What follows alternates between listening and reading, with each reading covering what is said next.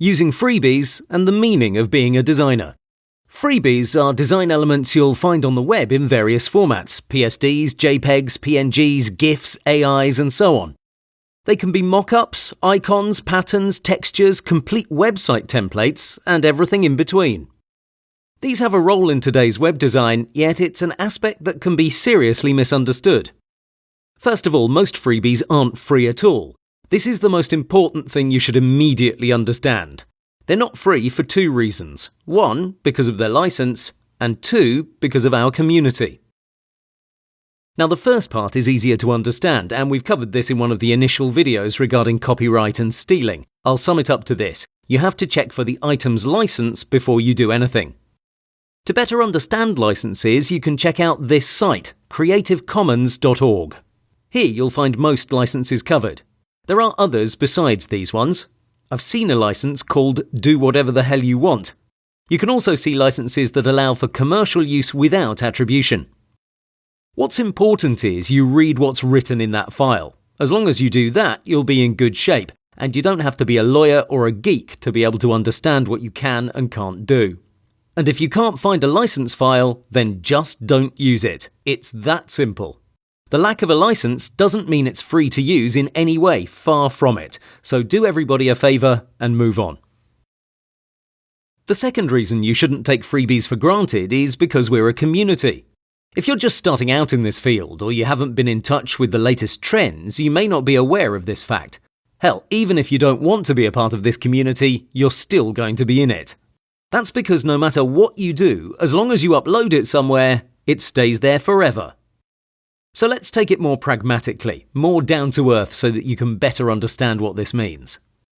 You probably know there's enough free, high-quality PSD files out there that you can easily create not one, but hundreds of amazing-looking designs. Submit them to, say, 99 Designs, or it really doesn't matter, it can even be a personal client, and then you'll make money off it, right? Now, why doesn't everybody do that? Is everybody so ignorant that they don't realise they can just stick a couple of freebies together and get a great design in 10 to 20 minutes done, and then they can earn hundreds, if not thousands of dollars off of it? Think about that. The problem is, you'll get caught. And fast. That's the thing. You won't necessarily get police breaking through your door or be dragged through lawsuits, although that can happen. No, instead you'll most likely get called out and you'll be in an embarrassing, complicated position. You have to understand that even the most obscure freebie is still very much known by lots and lots of designers. And if you've found that freebie, you can bet your house that other designers found it too. And if you thought the item was good enough to use in a design, then so will others. You see, this is why I'm saying you're part of a community. Because once you create something that's worth a penny to anyone, then that item becomes known by your peers. It only took me a few months of working on 99 Designs to immediately be able to spot when someone used a freebie in their design. It just stood out so much. I couldn't help it, it just popped right out of the design. Hell, I could even name the source and sometimes even the designer who made it.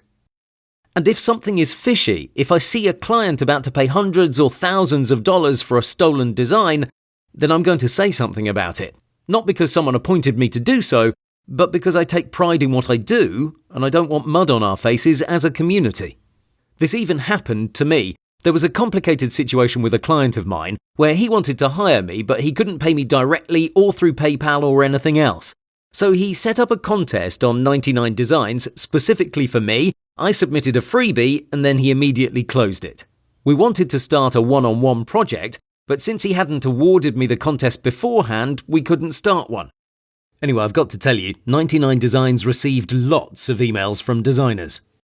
99 even contacted me asking for clarifications about the design. Now in that case, everything was good. The freebie I used was from pixden.com, where I actually had paid a subscription at that time. More so, that particular character was free to use, even for non-paying members in both personal and commercial projects. You can actually see the freebie here. And you can read the author's clarifications in the very first reply in the comments section. But see, this freebie was actually all over the net on all sorts of shady websites. People that reported me to 99 Designs linked to other websites that weren't clear about this particular file. And that, my friends, was quite a situation. Keep in mind the contest was for only $75, the lowest amount possible on 99 Designs. And for only that tiny bit of money, people jumped. And I appreciated that. I didn't condemn anybody. I obviously cleared the whole situation with 99 Designs. I even contacted the author and I asked him to clear the freebie for me, and in the end, everything was all right. Happily, 99 Designs asked me for my perspective before they did anything, so I was never in real danger of losing my account or things like that. But what did happen was lots of designers that reported me associated something bad with my name. It's inevitable. I'm sure some handful of designers might even hold a grudge against me for that situation, even though they don't know the details. And I don't blame them, how could they? I cleared things up with those who contacted me directly, but most of them went to the contest holder. That means the end client, and to 99 Designs. So there's a clear lesson to be learned here. Even if you have complete rights to a freebie, even if you're completely justified to use it, some people may jump on that occasion to self-police this beautiful community. Now imagine what would happen if you didn't have ownership over that file or the appropriate usage rights. Think about that. I've got to say, my client was very confused when he received a handful of emails telling him the image was stolen. All of a sudden, my integrity was questionable. Should he continue to work with me on a new project if I'm that type of guy? Things like this are as serious as it gets. So do yourself a favour and don't put yourself on the spot by doing anything shady. Does this mean you should fear freebies? No, not at all. See, if you use a social media icon set for your footer and you have the license for them, that's fine. If you use an entire footer freebie plus an entire header and a hero area freebie, then that's not fine. If you use a phone mock-up to showcase your new mobile app, that's fine. If you try to sell that mock-up, that's not all right. If you use a client testimonial widget freebie and you change it up, that's okay, and I could go on and on. The thing is, there are two perspectives. The legal perspective, where you either have usage rights or not, and that's very easy to clear through the license.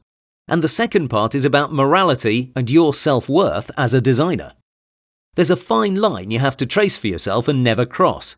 It's the line where you self-judge your design if it's okay or not. See, you know you can't print screen a nice website and simply steal a section of it by making a copy of that element with the marquee tool. That's very obvious. It's also very obvious you shouldn't fear to use freebies in your projects. It's the area in between those extremes that we have to focus on. It's up to you to decide how much you should change up a slider freebie before you use it. It's up to you to decide if it's fine to use 1, 2, 3, 4 or whatever number of freebies in your design in an assortment of ways. I can't help you with that because there are no clear guidelines. It's a question of self-worth and self-assessment. Here, of course, I'm talking about freebies that have the right license. We are designers. Our goal is to create something amazing that blows people away. In order to do that, we sometimes cut corners through freebies. Ideally, we'd create everything from scratch, yet as you previously saw, we have so much on our plate already that these freebies are a breath of fresh air. A Facebook icon is one of the simplest things, yet if you have to draw it up, that's going to take a few minutes. That's what I mean by cutting corners, nothing too dramatic. But it's one thing to help yourself with a couple of freebies, and another thing to become an imposter. When you piece together freebies, you're no longer a designer, you're just a guy that wants to make a quick buck and seize an appealing opportunity. The true meaning of being a web designer is far from that. Your job is to assess the client's needs and situation, analyze his competition and create a cohesive, harmonious design that's in line with the company's portrayed atmosphere. So it's far more than gluing freebies together. So when you're going to use freebies in your next design, consider what would happen if the entire community looked at it. Would people be happy for you? Would people appreciate your talent, creativity and effort? Or would they point out that this was taken from here, that from there, and so on? With that being said, I encourage you to embrace freebies and use them as much as you can, as long as you have clear and strict rules about using them. For example, if I use a contact form freebie, I'm surely going to do a few things immediately. Check its spacings to make sure it's perfect all over. Check the font styling to make sure it matches the rest of the design. Revise the color scheme so it goes well with your initial choices. That's without going into any details whatsoever. After performing those 3 initial steps, the freebie already looks different. Then if I go further down the road, you'll be sure that it'll be 2 things. 1, it'll look great, and 2, it'll be very different from the initial freebie. Could you still recognize it as a freebie? I'm sure in some cases you could, Yet at that point, it's no longer a big question of morality. Any designer who'll recognize the freebie will probably be okay with it because of all my changes. But again, it's up to you to decide what actions you should perform on any freebie. In general, the more unique or elaborate the freebie is, the more you have to work on it. A header plus a hero area are very distinctive. A black rounded social media icon set is very common. One needs loads of work, while the other needs almost nothing. And this brings me to the freebies attached to this course. I've worked a lot on them so far, and I'm sure by the time I finish creating this course I would have worked even more on them. Please don't share them on the web. That's the very first thing I should point out. Next, how should you use these freebies?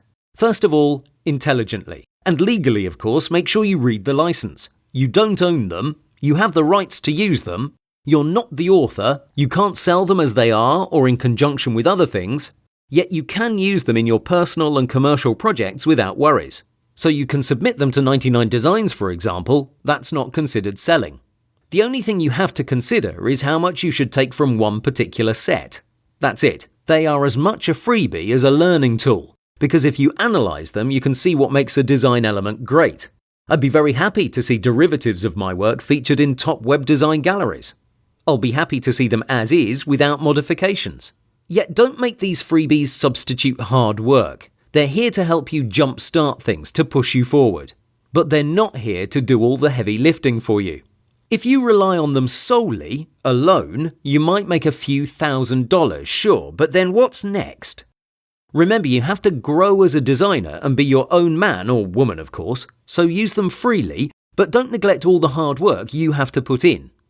That's why I always recommend you adapt your freebies. It's not always required, but it helps you grow as a designer. So I hope things are clear both regarding general freebies and the ones attached to this course.